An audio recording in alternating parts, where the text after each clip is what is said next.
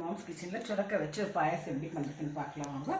சுரக்காங்க இது வந்து துருவி வச்சுருக்குறாங்க. சுரக்கா பால் ட்ரை ஃப்ரூட்ஸ் கொஞ்சம் வச்சுருக்குறாங்க. ஏலக்காய் முந்திரி வச்சுருக்குறாங்க. ஏலக்காய் லவங்கம் வச்சுருக்குறாங்க. பாலுங்க வறுக்கிறதுக்கு நெய்ங்க. எப்படி சேர்த்து பார்க்கலாம் வாங்க. கொஞ்சம் நெய்